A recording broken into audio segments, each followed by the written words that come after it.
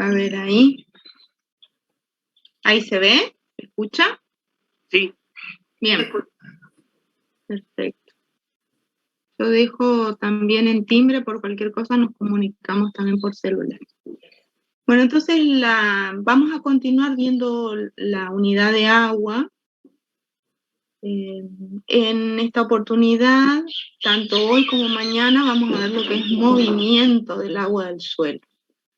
Y estos objetivos que vemos acá son los objetivos para las clases de hoy y mañana.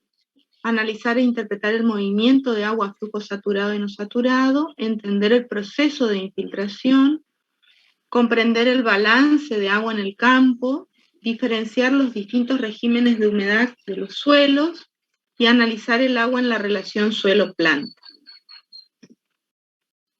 Un poco para recordar, habíamos visto, recordarán ustedes la definición de agua del suelo.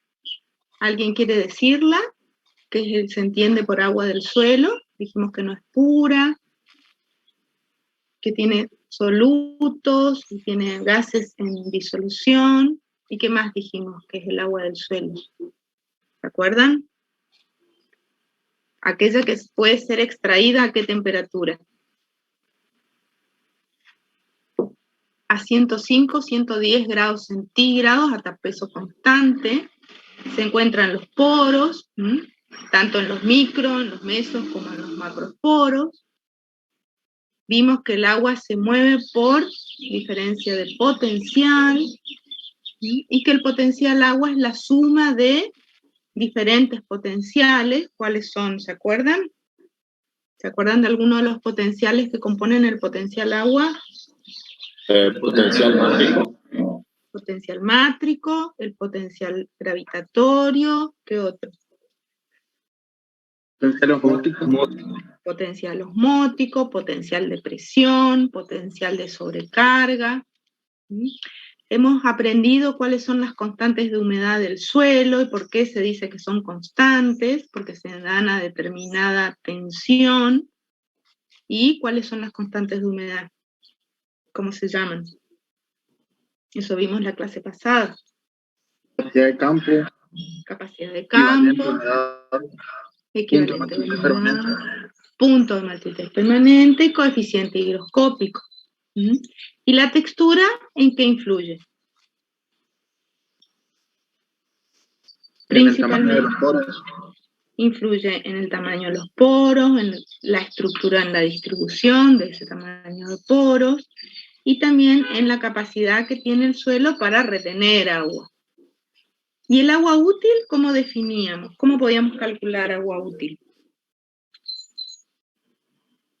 Hacíamos una regla. Capacidad de campo menos punto de marchitez permanente.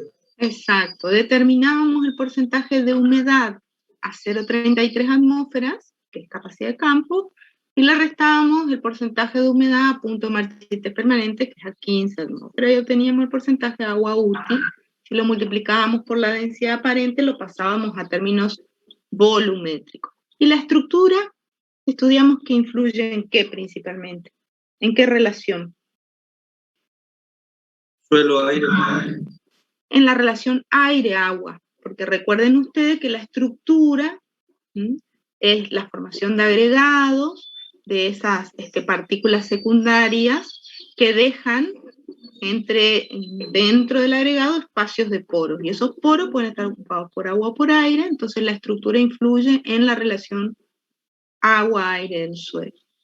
También vimos que teníamos dos suelos con igual contenido de humedad, y en uno la planta estaba espléndida y en otro estaba marchita.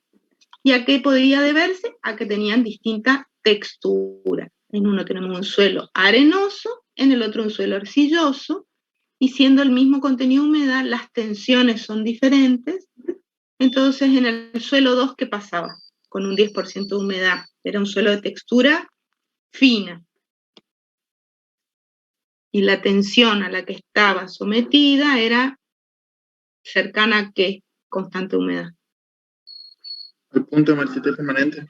Al punto de marchitez permanente. Entonces, también vimos que si cortábamos esas dos macetas y las poníamos poníamos en contacto esos dos suelos, si bien tenían el mismo contenido de humedad, se iba a producir un flujo de agua desde la maceta roja hacia la maceta marrón, debido a que en la maceta roja estamos a 0,33 atmósferas y en la maceta marrón estamos a 15 atmósferas. Entonces se producía un flujo o un movimiento que va de mayor capacidad para realizar trabajo hacia menor capacidad para realizar trabajo, o lo que es lo mismo, desde un mayor potencial agua a un menor potencial agua.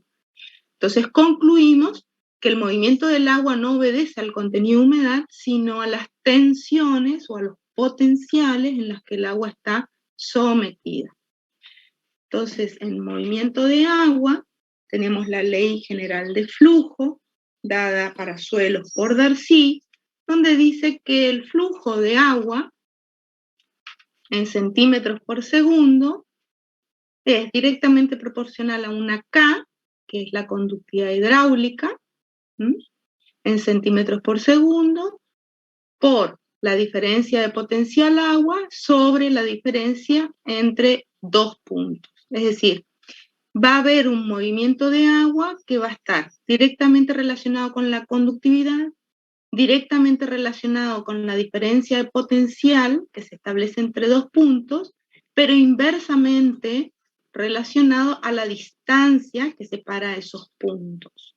Si cuanto mayor distancia entonces entre los puntos, menor va a ser el flujo entre esos dos puntos.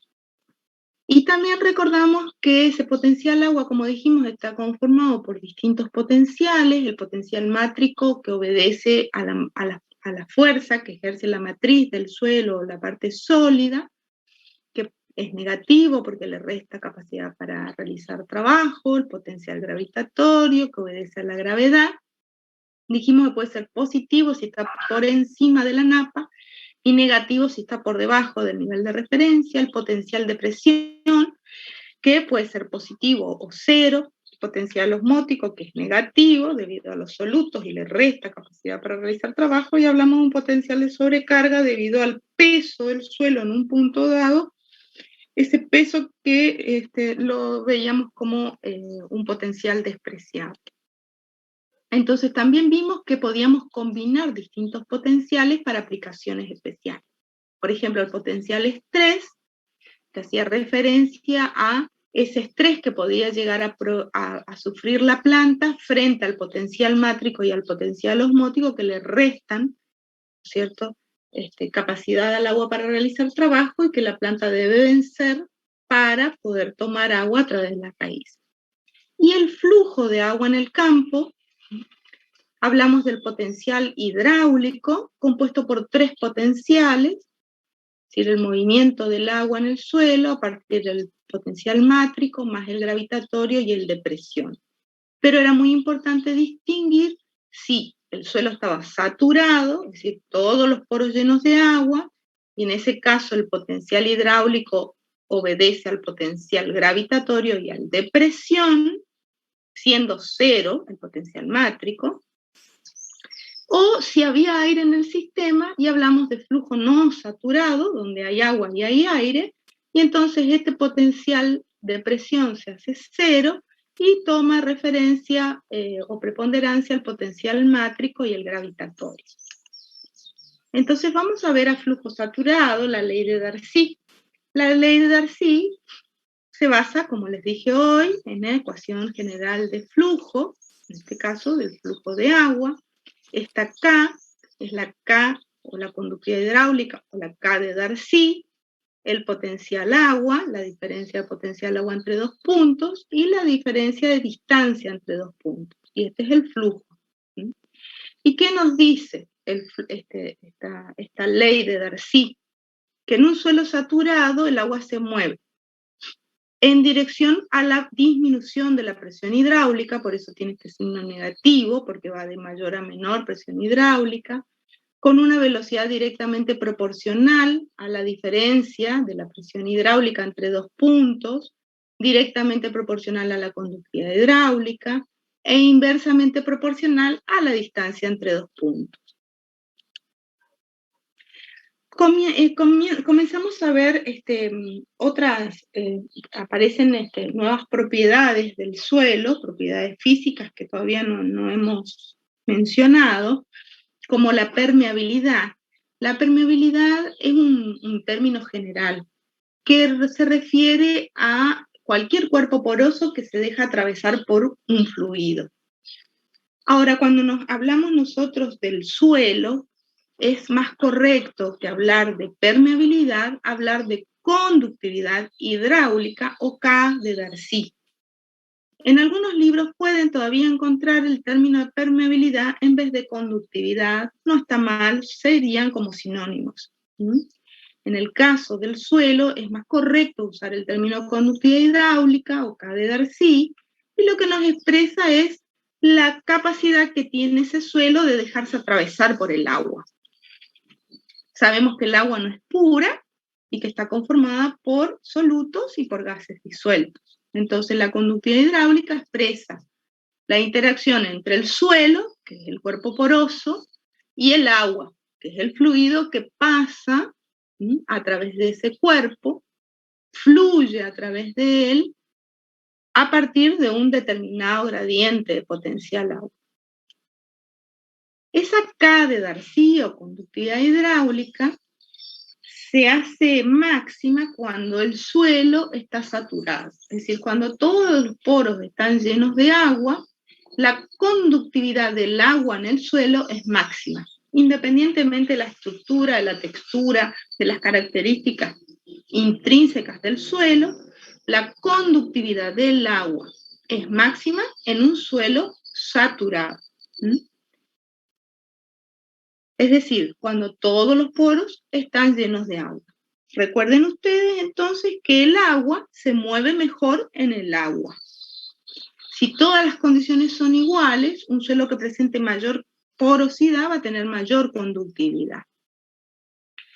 Ahora, sabemos que en el suelo, hemos visto en las clases anteriores que en el suelo los poros no solo que tienen distinto diámetro, es decir, hay una gran variedad de tamaños de poros, sino que también hay una mayor o una menor conectividad entre poros. Entonces, cuanto mejor sea la distribución de tamaño de poros y mejor la conectividad entre poros, pues mejores conductores del agua serán esos suelos.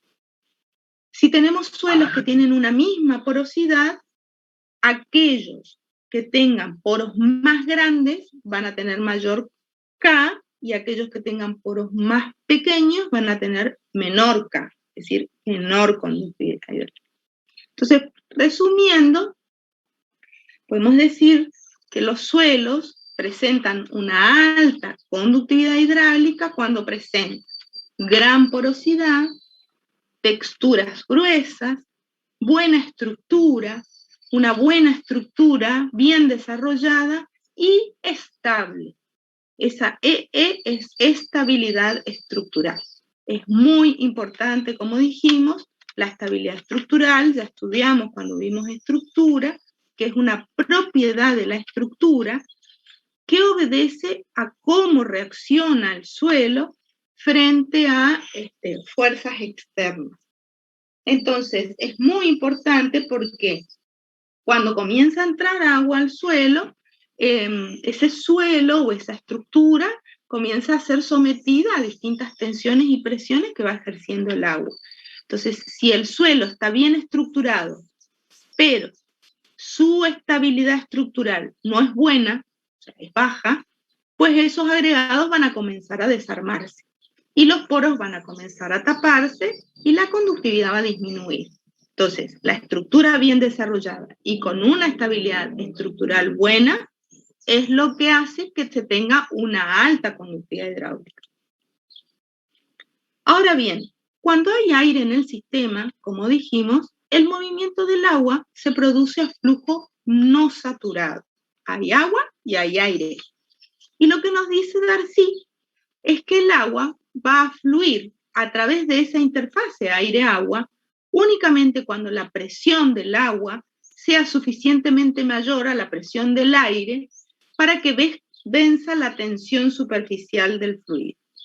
Es decir, si tenemos poros grandes, tenemos grietas, tenemos canales, y el suelo está seco, esos poros grandes, grietas y canales van a estar llenos de aire. Y entonces, de alguna manera, ese aire va a tener que ser vencido por el agua. Ese aire va a presentar una resistencia. Entonces, esos poros grandes, grietas y canales no van a actuar como conductores del agua porque van a estar llenos de aire y entonces van a restringir el flujo del agua. La sección transversal disponible para el movimiento del agua será el flujo, esta nuevamente está aplicada la ley de Darcy que hemos visto, pero lo que nos dice la ley de Darcy en flujo no saturado es que ese movimiento, como dice acá, únicamente es posible cuando la presión hidráulica sea suficientemente mayor a la presión atmosférica. Y aparece una constante que es adimensional, que es lambda, que varía entre 0 y 1 y que va desde el mejor estructuración a una peor estructuración, y es lo que va a ir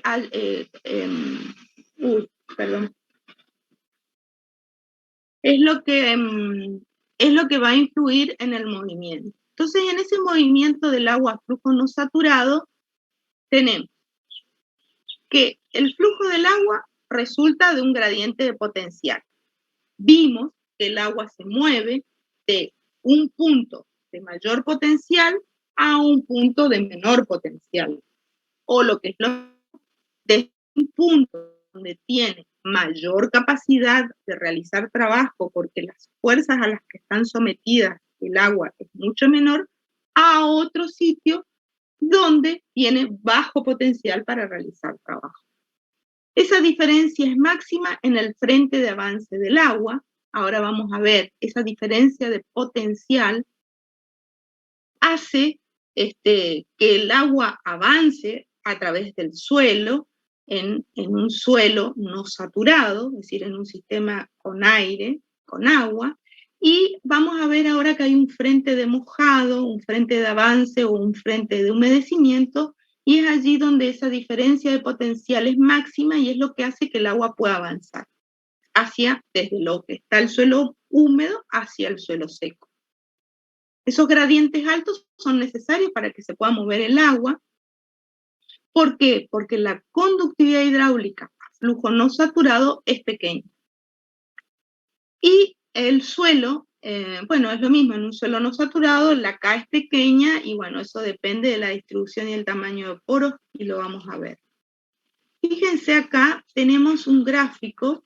En el eje de las X tenemos conductividad hidráulica en centímetros por hora y en el eje de las Y tenemos potencial mátrico. Acá el suelo está completamente saturado.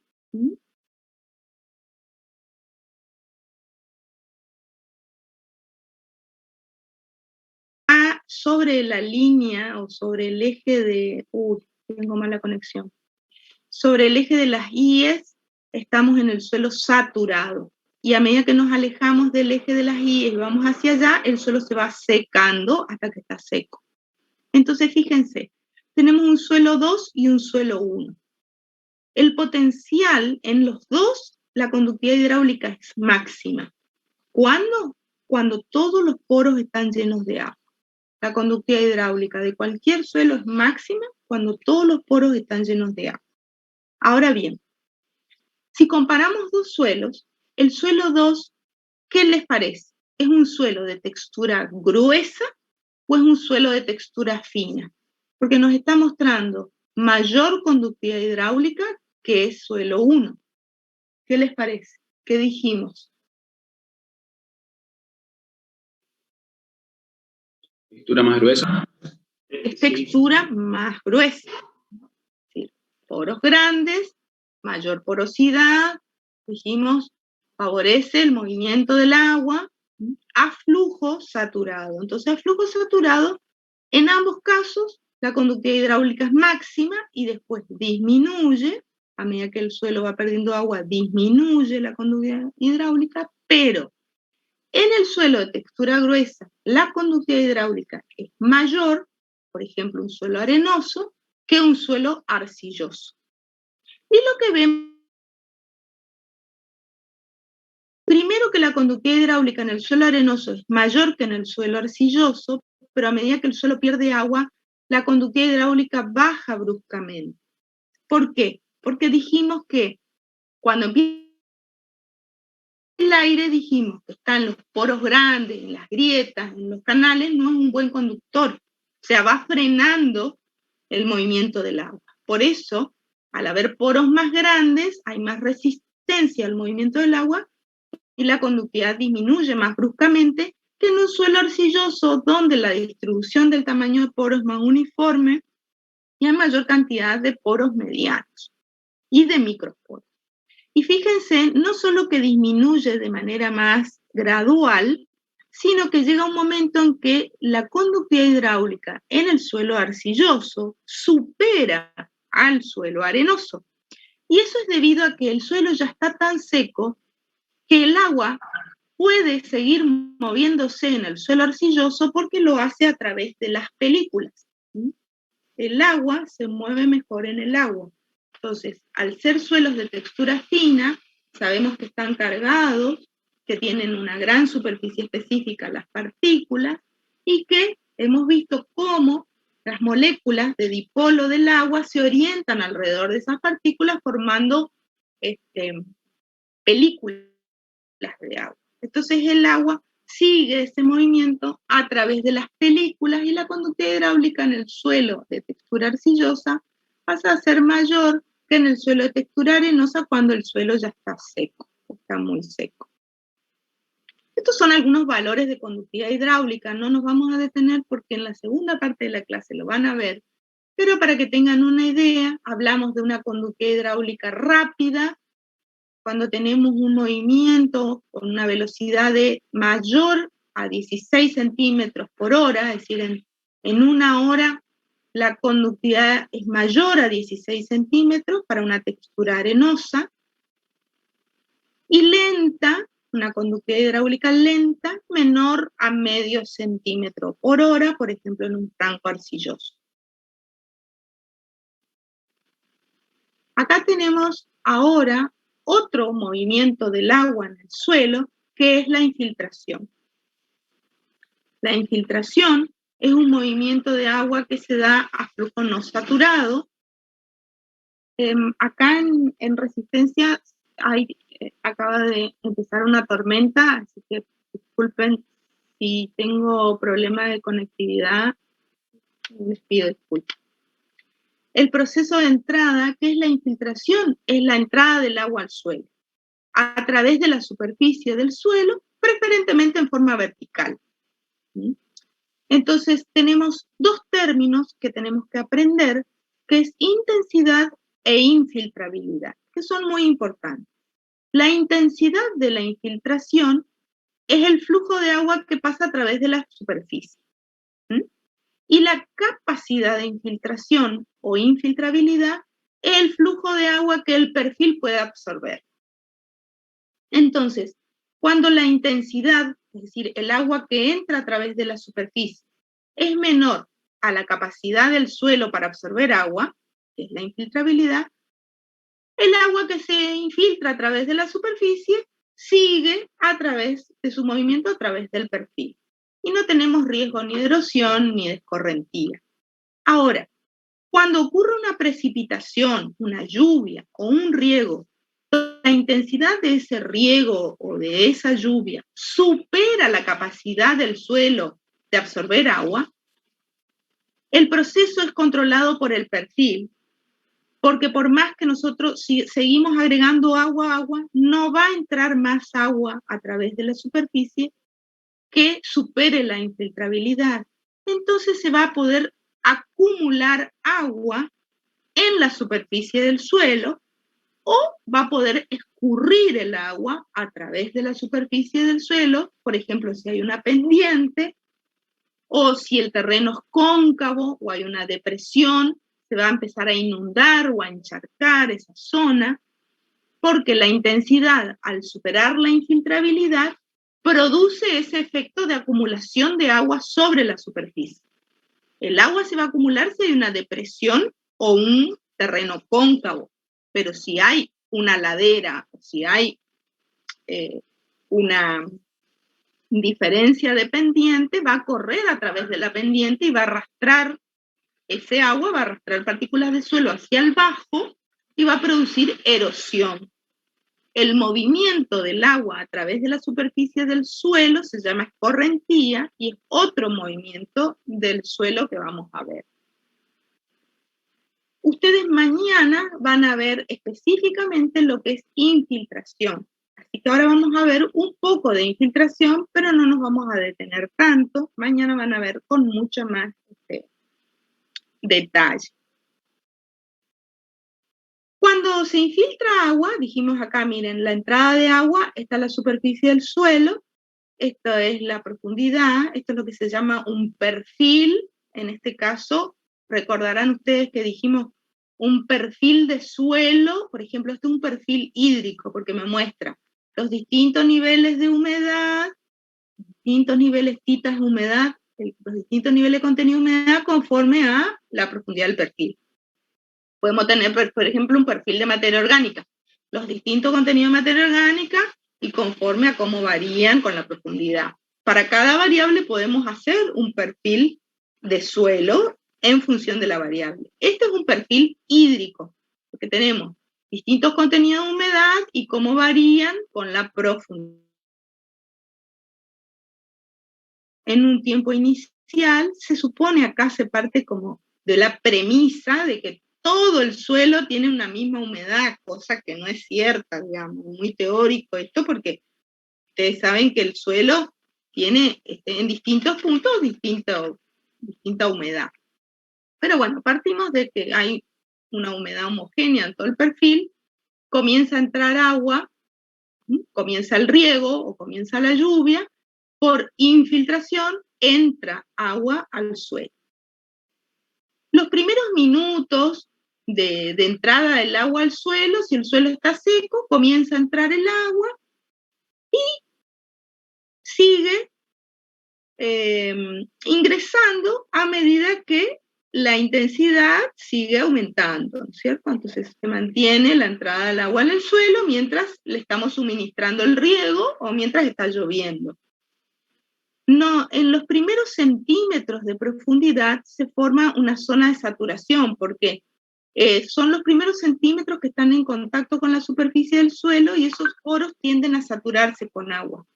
Después viene una zona de transición donde no hay saturación, hay aire en el sistema, y tenemos este frente de mojadura en un tiempo determinado. Vamos a suponer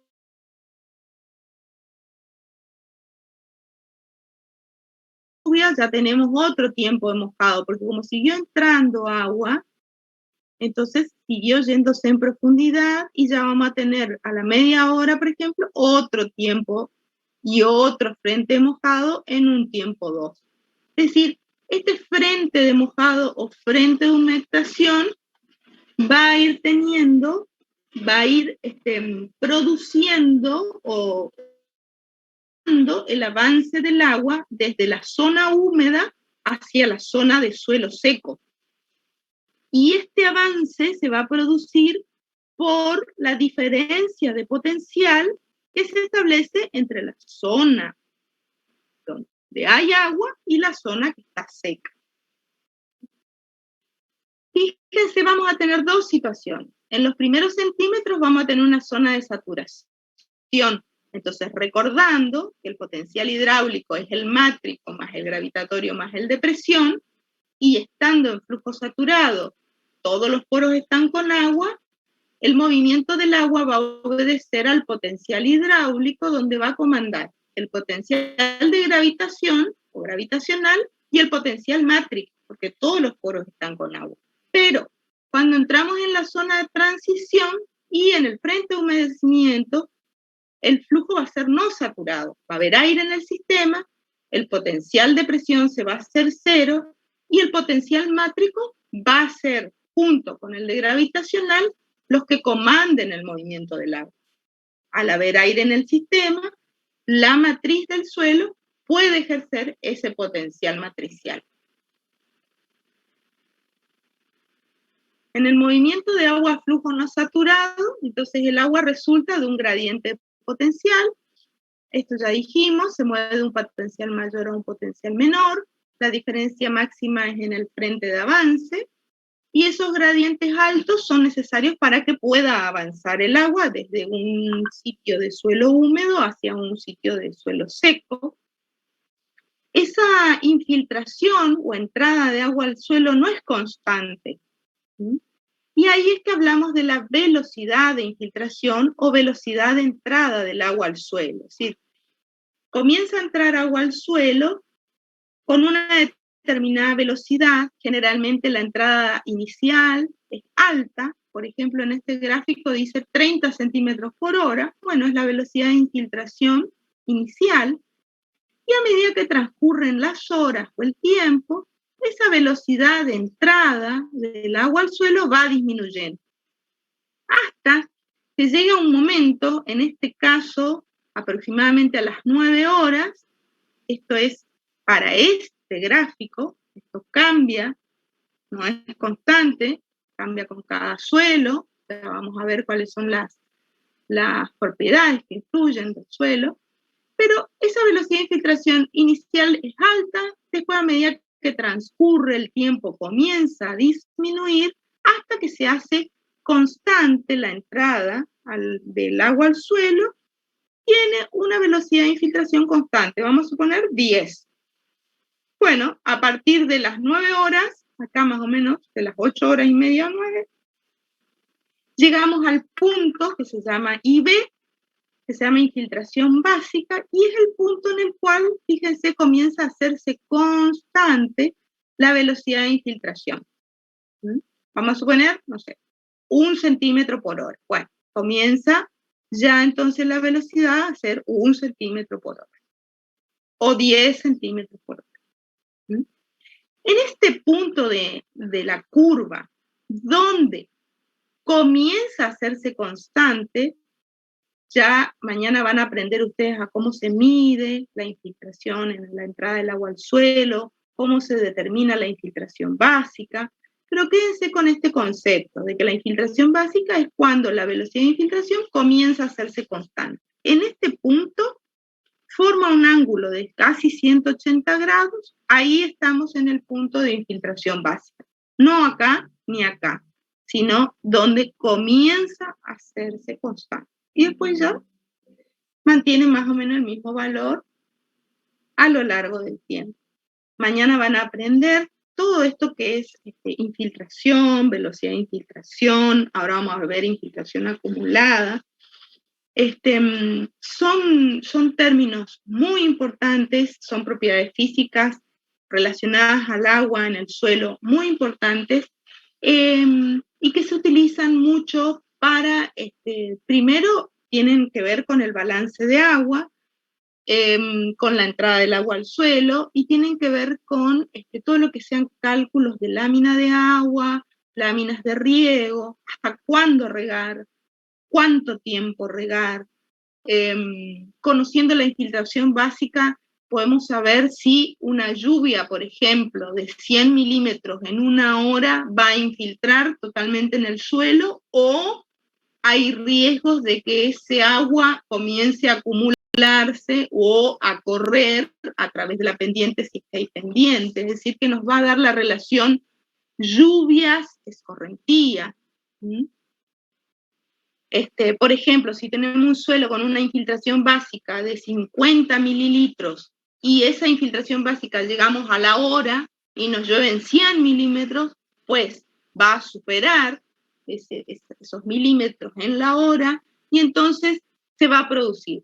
50 mililitros van a ingresar en esa hora, pero después ya comienza el agua o a acumularse, si el relieve es cóncavo, o si hay pendiente, si es llano también, comienza a acumularse, o si hay pendiente, escurre a través de la pendiente produciéndose la escorrentía. Entonces es muy importante manejar los valores de infiltración, para todo lo que sea uso eficiente del agua y del riego en los cultivos.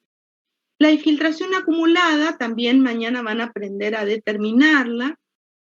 En un eje X tenemos el tiempo en horas, y en el eje de las Y tenemos los centímetros de agua que va ingresando. Si la infiltración acumulada es la cantidad de agua, partimos del tiempo cero, comienza una lluvia o comienza un riego, y la cantidad de agua que va infiltrando por unidad de superficie a lo largo del tiempo es la infiltración acumulada. Por ejemplo, la infiltración acumulada, no sé, al cabo de 8 horas es de 15 centímetros. ¿Sí? Esa es la infiltración acumulada. ¿Cuáles son los factores que afectan a la infiltración? Brevemente los vamos a ver, mañana los van a volver a trabajar. Tenemos el espesor de la lámina. Esto tiene que ver con lo que hablamos hoy, la lámina puede ser de riego o pueden ser precipitaciones o lluvias. ¿Sí? Tiene que ver con la intensidad y con la infiltrabilidad. Cuando las precipitaciones son menores o el riego son menores a la infiltrabilidad, el agua ingresa al ritmo en que se le suministra agua. Ahora, cuando las precipitaciones superan, o el riego supera la infiltrabilidad, pues podemos estar en problemas de comenzar a acumularse el agua sobre la superficie del suelo, ocurrir. Y estamos haciendo un mal uso del agua, si es un riego, y estamos pudiendo provocar erosión hídrica. Del contenido hídrico del suelo, ahora vamos a ver cuando el suelo está más seco o está más húmedo, cómo influye en la infiltración. La textura del suelo también influye en la infiltración. La estructura, no solo que sea una buena estructura y desarrollada, sino también que tenga buena estabilidad, favorece la infiltración. La presencia de costra, vamos a ver ahora cómo afecta la presencia de costra en superficie a la infiltración.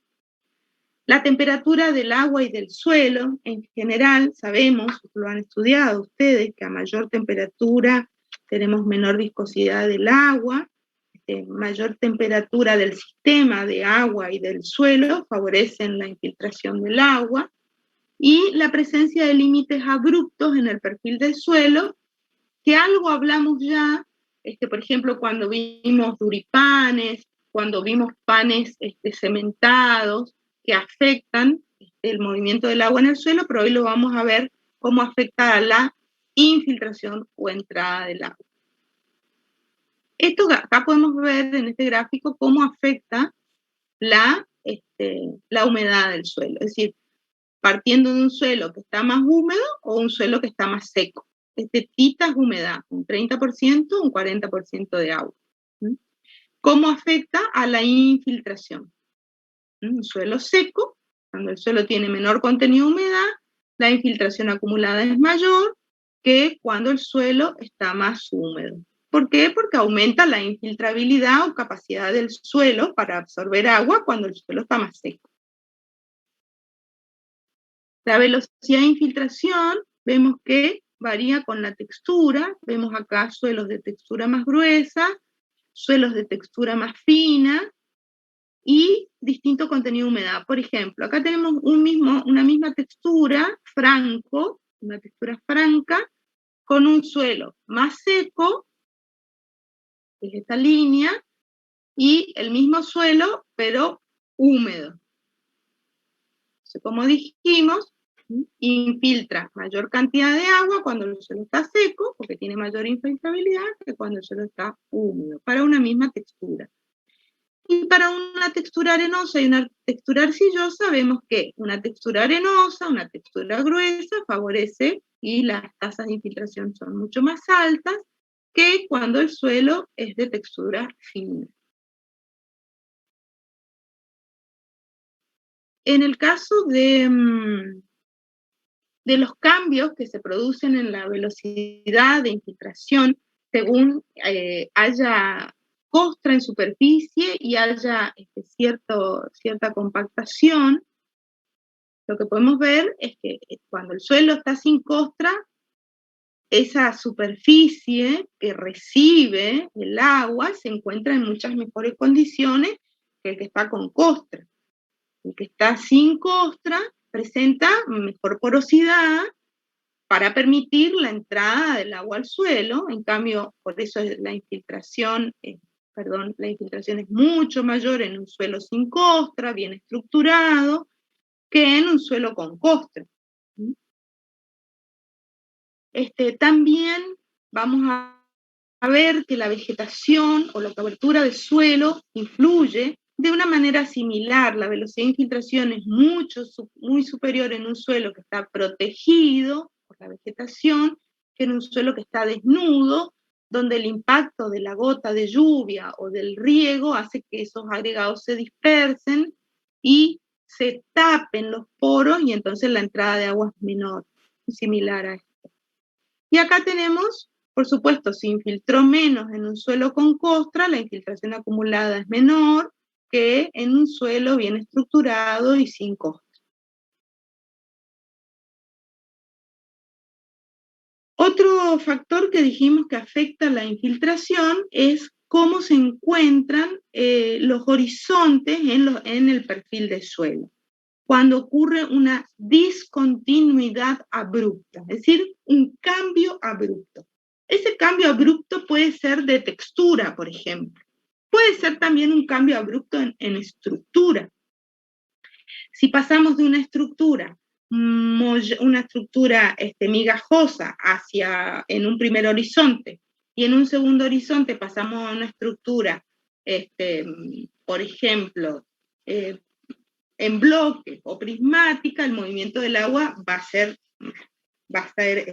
diferente, ¿no es cierto?, a través de esos perfiles. Y eso se va a ver reflejado en la entrada del agua al suelo. En estos ejemplos, que creo yo que me parece que es como para que quede más claro, en el primer caso tenemos un horizonte de textura gruesa sobre un horizonte de textura fina. Entonces tenemos el perfil del suelo, el primer horizonte en superficie es de textura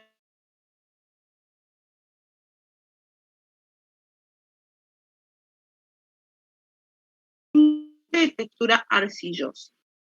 Entonces, al principio, la infiltración, es decir, la entrada de agua al suelo, es comandada por la textura arenosa, hasta que el frente de mojadura llega a la capa de textura fina.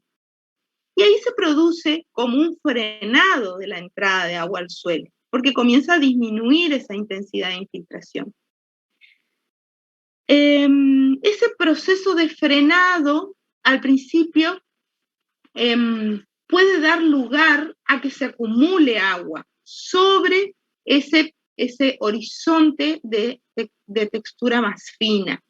Y se puede llegar a formar una napa, que ustedes lo pueden llegar a ver en los libros como una napa colgante, o una napa freática temporaria, hasta que después comienza a atravesar ese nuevo horizonte con el que se encontró el agua. Otro caso es al revés, que tengamos primero un horizonte de textura fina, de textura arcillosa en superficie, y en el horizonte subsuperficial una textura gruesa.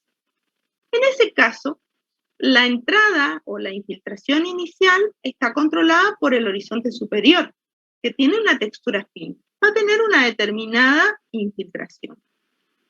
Cuando el frente de mojadura llegue a el segundo horizonte, que es de textura gruesa, la velocidad de infiltración al principio va a disminuir por un momento hasta que el agua venza la presión que genera el aire que está en los poros, en esos grandes poros que tiene el horizonte arenoso.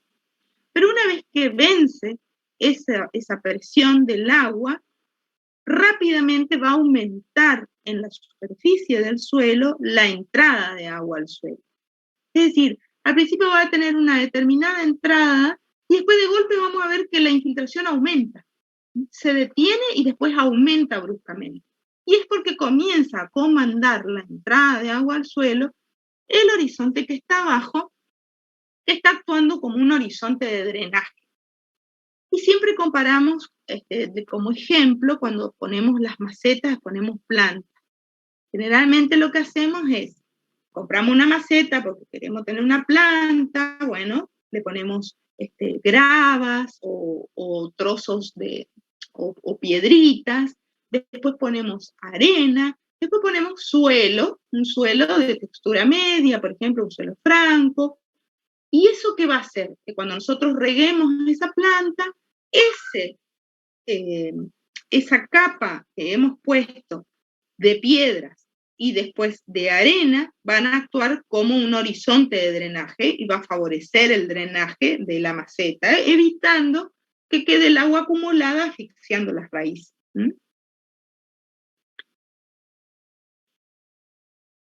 Otro movimiento del agua es el escurrimiento superficial, del que algo ya hablamos, en la parte del agua de riego o de lluvia que no pudo ser absorbida por el suelo, y entonces, si hay una pendiente, fluye hacia abajo arrastrando, ¿cierto?, consigo partículas de suelo y produciendo erosión. Por lo tanto, no es deseable que ocurra ese escurrimiento superficial. Entonces, el exceso de agua se acumula en las depresiones cuando esas superficies cóncavas se colman de agua, se supera esa capacidad de almacenamiento, comienzan a escurrir a través de las pendientes, buscando lugares más bajos. Ese exceso de agua va a depender siempre de que la intensidad de riego de la lluvia supere la infiltrabilidad del suelo, como ya dijimos hoy, y la capacidad de almacenamiento que tiene ese suelo va a depender de la infiltración de agua, va a depender de la diferencia que se establezca entre la intensidad de entrada de agua al suelo y la infiltrabilidad, y de la superficie del terreno, es decir, de la topografía, de las irregularidades del relieve que se puedan presentar en ese terreno.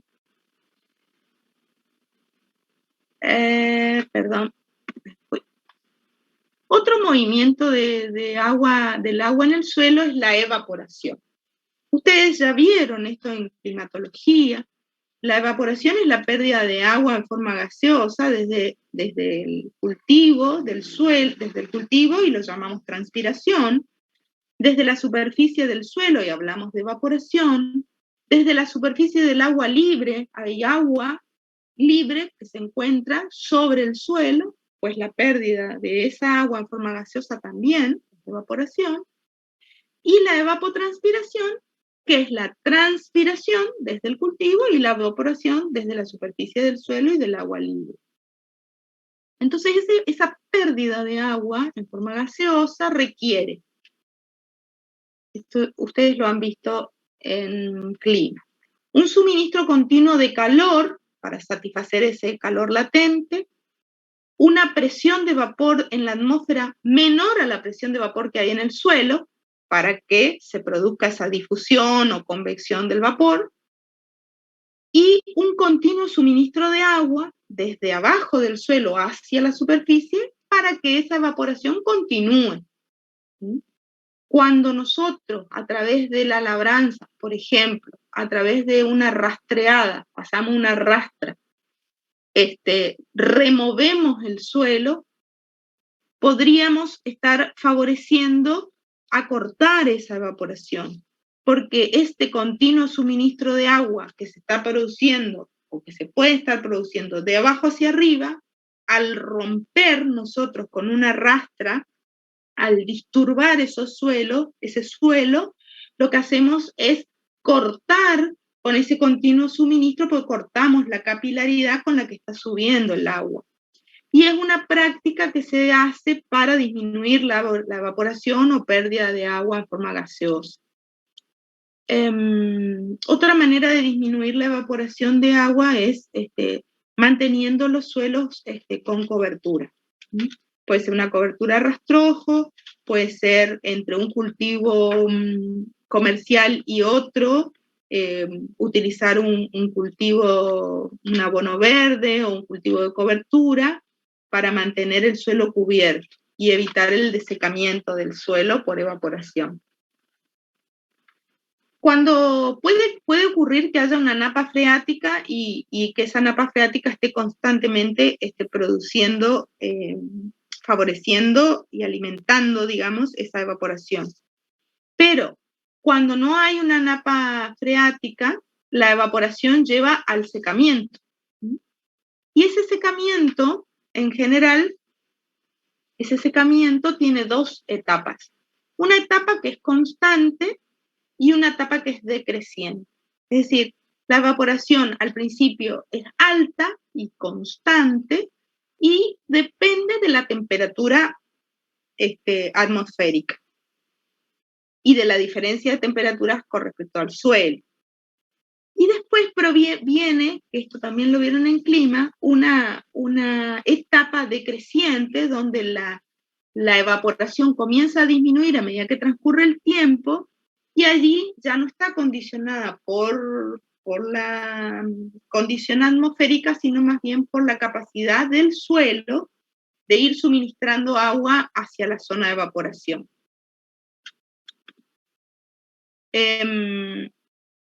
Acá tenemos, esta es la parte constante, permanece una evaporación que es en una primera etapa que se mantiene bastante constante y que obedece a lo que es las diferencias de la temperatura del ambiente, y después comienza una etapa decreciente donde ya lo que influye, por ejemplo, es la textura.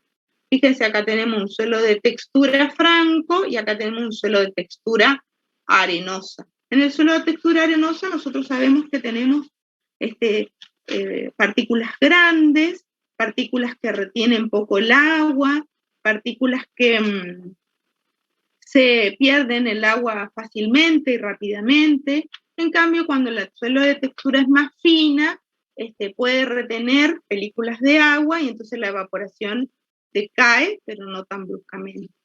Y lo que vemos acá es lo mismo, pero lo que podemos ver es en horas, a medida que transcurre el tiempo, cómo es la evaporación en un suelo de textura franca, en un suelo de textura arenosa.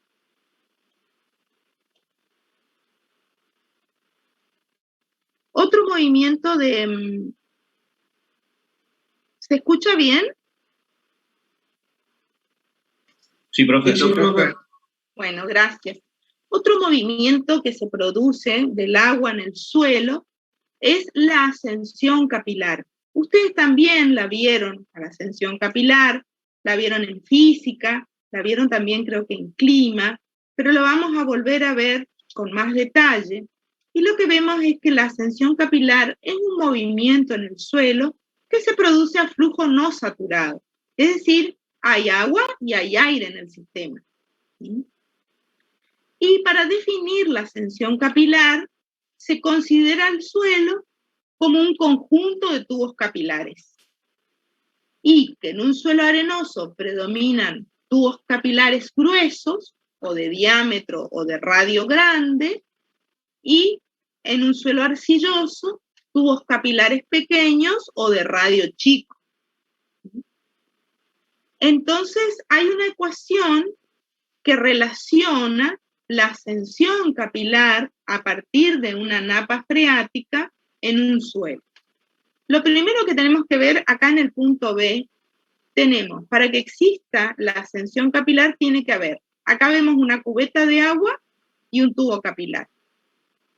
Tiene que haber agua libre, es decir, agua como está acá. El agua está libre, no está sometida a tensiones. En el suelo hablamos de una napa de agua. En la napa de agua, en el seno de la napa de agua, la tensión a la que está sometida, o el potencial matricial, es cero. Entonces hablamos de agua libre.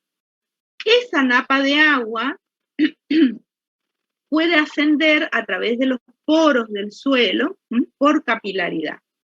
Ustedes recordarán que la capilaridad tiene que ver con la existencia de capilares o tubos de radio pequeño y con la fuerza de tensión superficial. La altura hasta la que puede ascender por capilaridad desde una napa de suelo, de agua, perdón, a través de los poros, la altura hasta la que puede llegar por ascensión capilar está por esta forma. Le dice que la altura capilar es directamente proporcional a la fuerza de la tensión superficial por el coseno del ángulo de humedecimiento, que es 0, y el coseno del ángulo del coseno de 0,1, así que esto no lo contamos.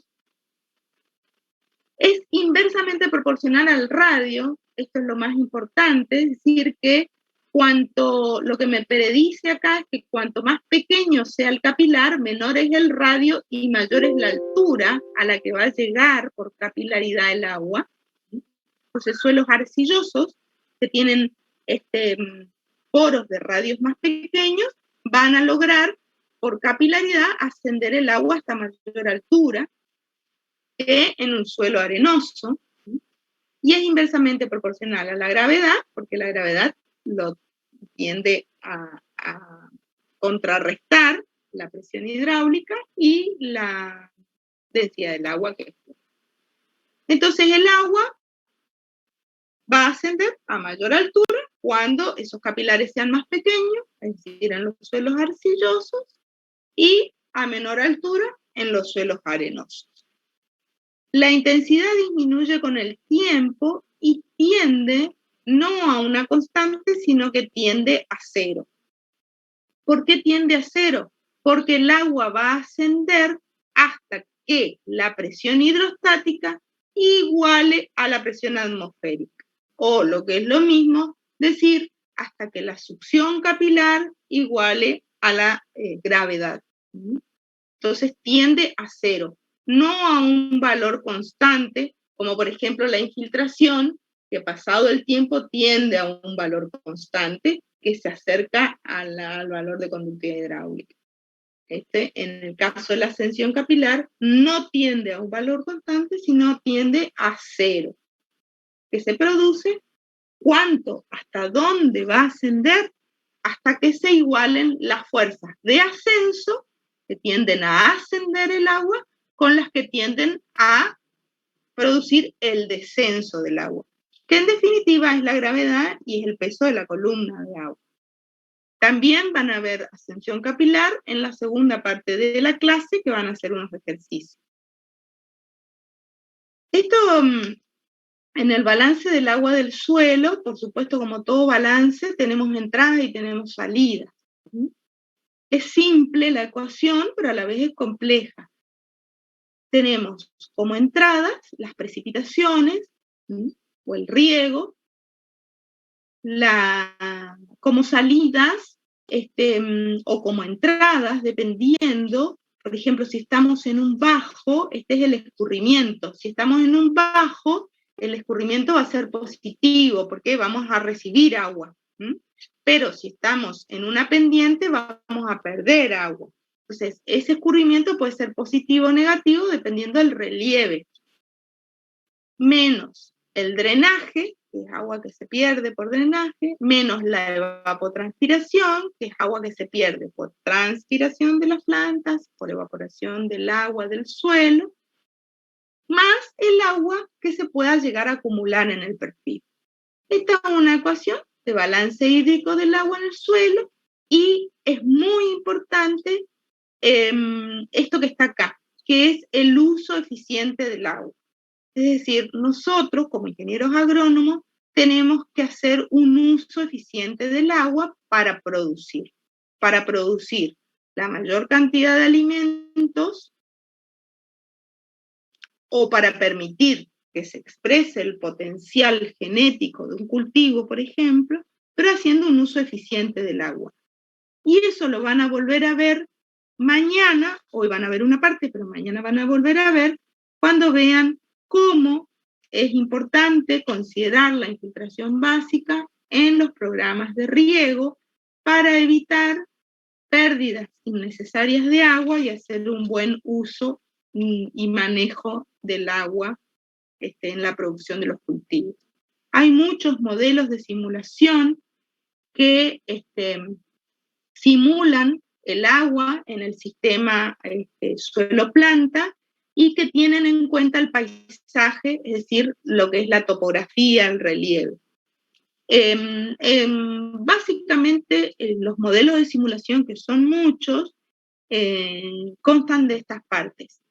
Tienen en cuenta las fuentes de agua, ya sean las precipitaciones, los aportes por napa, los aportes por riego, los aportes en los bajos provenientes del agua de escorrentía. Tienen en cuenta las pérdidas por evaporación, por transpiración, pérdidas por drenaje, por percolación, por escorrentía, desde lugares altos hacia lugares bajos. Tienen en cuenta la capacidad del suelo para almacenar el agua, eso depende de la profundidad efectiva del suelo, de la granulometría, es decir, de la textura, de la estructura del suelo. Tienen en cuenta el cultivo y la capacidad que tiene ese cultivo para explorar el suelo, y para el volumen de suelo que exploran esas raíces, densidad de raíces, longitud de raíces, cómo es cada rizófera para cada cultivo, qué potencial hay para difundir ese agua entre el suelo y la raíz. Tienen en cuenta el distinto manejo que se haga, la labranza. Tienen en cuenta el índice de cosecha, esto todavía no vieron ustedes, pero el índice de cosecha, por ejemplo, si un cultivo tiene un índice de cosecha de 0,35, ese es un índice que me relaciona la producción de granos, por ejemplo, respecto de la producción de materia seca. Y tiene que ver con el uso eficiente del agua. Y por último, la eficiencia en la cosecha y los productos que se cosechan. O sea, en los modelos de simulación, estas son las distintas partes, pero principalmente lo que se busca es tener datos de la región. Y por ahí eso es lo más difícil, porque por ahí podemos utilizar un modelo de simulación que fue generado para otro lugar, pero nosotros al aplicarlo tenemos que colocar valores de nuestra zona. Y muchas veces esos valores no los tenemos porque no fueron medidos en nuestra zona y terminamos utilizando, por ejemplo, índices de cosecha de la pampa húmeda, escorrentías que fueron calculadas para otros lugares, y entonces eso le va quitando eficiencia a los modelos, o eficacia. El movimiento del agua se traduce en el suelo en lo que es, digamos, por un lado, las entradas, que son las dadas por las precipitaciones, y las salidas a través de la evapotranspiración. Esto básicamente dice hemisferio norte, sí, no es para nuestra América del Sur, es para el hemisferio norte, pero básicamente lo que queremos mostrarle acá es que la línea roja son las pérdidas de agua por evapotranspiración y la línea azul son las ganancias de agua por precipitación. Entonces, hay épocas del año en que hay mucha evapotranspiración y supera las precipitaciones, entonces tenemos un déficit de humedad. Hay otras épocas en el año donde podemos tener un exceso de humedad, porque las precipitaciones superan a la evapotranspiración, y entonces se recarga, las reservas de agua se recargan, y podemos entonces ir recuperando la humedad perdida en una época y ganancia en otra época. En base a esa relación entre evapotranspiración y entre ganancias y pérdidas, entre precipitaciones y evapotranspiración, se establecen los regímenes de humedad del suelo. Y nosotros algo vimos, porque allá hemos hablado, por ejemplo, de un Natracuol, y dijimos que era el nombre de un suelo y que estaba conformado por distintas partes. Es el nombre, que cada parte nos decía algo. Por ejemplo, un Natracuol, Natraacuol, el ol nos indicaba que era de orden molisol, el acu de régimen de humedad acuíco, que dijimos que la mayor parte del año estaba saturado con agua, y natra, que hacía referencia a que había sodio en el perfil, un horizonte nátrico. Entonces, los regímenes de humedad del suelo, nosotros los hemos mencionado en repetidas oportunidades, pero no los hemos estudiado en forma particular. Los regímenes de humedad del suelo, el régimen de humedad de un suelo es una propiedad del suelo y lo que expresa es el cambio de humedad que hay a lo largo del tiempo. ¿Dónde se miden esos cambios o dónde se controlan qué cambios ocurren en la humedad de un suelo? No en cualquier sitio.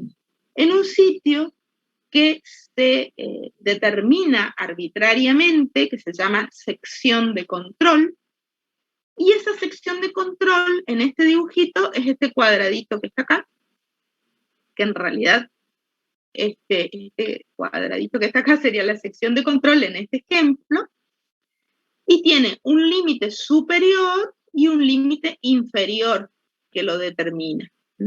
Ese límite superior está dado cuando yo coloco 2,5 centímetros de agua en un suelo seco y espero 24 horas. 2,5 centímetros de agua es lo mismo que 25 milímetros. Entonces yo tengo el suelo acá, le coloco 25 milímetros de agua al suelo seco, espero 24 horas, abro un pozo y mido hasta qué profundidad llegó el agua. ¿Cómo voy a saber hasta qué profundidad? Porque voy abriendo un pozo, voy a poder ver el frente de humedecimiento. De este lado el suelo seguramente va a estar húmedo, más oscuro, y acá el suelo seguramente va a ser más claro porque va a estar más seco. Pues hasta donde llega ese frente de humedecimiento, ese es el límite superior. Y para determinar el límite inferior de una sección de control, se colocan 75 milímetros de agua, o 7,5 centímetros, esto por convención, y se esperan 48 horas que drene el agua en ese suelo seco. Nuevamente abro un pozo y miro hasta dónde llegó la profundidad de mojado. Y ese va a ser el límite inferior de esa sección de control. En esa sección de control, que varía principalmente con la textura del suelo, en suelos de textura más gruesa, el agua, ustedes saben que tienen poros más grandes, son poros de drenaje, entonces esta sección de control va a estar a mayor profundidad que en un suelo de textura más fina. Esta sección de control es allí donde voy a hacer los seguimientos de lo que ocurren, de los cambios que ocurren en la humedad del suelo a través del tiempo. En base a esos cambios que ocurren a través del tiempo en esa sección de control, es que tenemos los distintos regímenes de humedad: acuíco, údico, ústico, sérico y arídico. Básicamente, el acuíco es aquel régimen de humedad donde la mayor parte del año la sección de control se encuentra saturada con agua, es decir, todos los poros llenos de agua la mayor parte del año. En el régimen údico, la sección de control no se seca en 90 días acumulativos o se seca en menos de 45 días consecutivos. En el régimen údico, se seca 90 días acumulativos o más, es decir, está más tiempo seco, En el sérico está seco 45 días consecutivos. Es un régimen similar al ústico, pero las lluvias se producen durante el invierno y el otoño. En cambio, en el régimen ústico se producen durante el verano, cuando las evaporaciones y las pérdidas de agua por evaporación debido a las temperaturas son mayores. El sérico es un régimen de humedad del suelo característica de los climas mediterráneos. Y por último, el arídico, característica de zonas áridas, semiáridas, donde el suelo se encuentra seco la mayor parte del año y hay un déficit de agua durante la mayor parte del año. En una misma provincia podemos encontrar distintos suelos con distintos regímenes de humedad.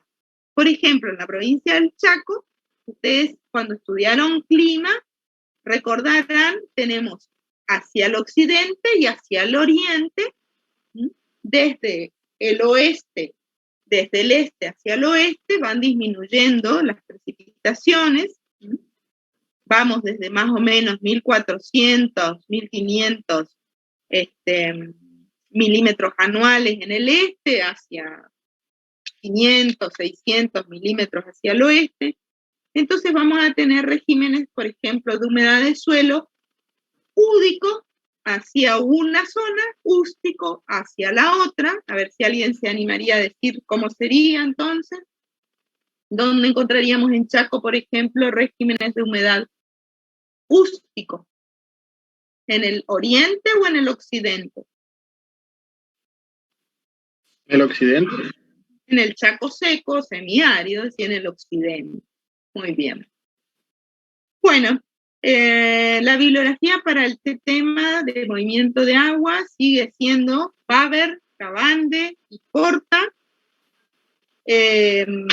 Vázquez, que ya le dimos la vez pasada también, la monografía de la ingeniera Vázquez de agua, y se le agrega para la parte de infiltración la monografía de Prause.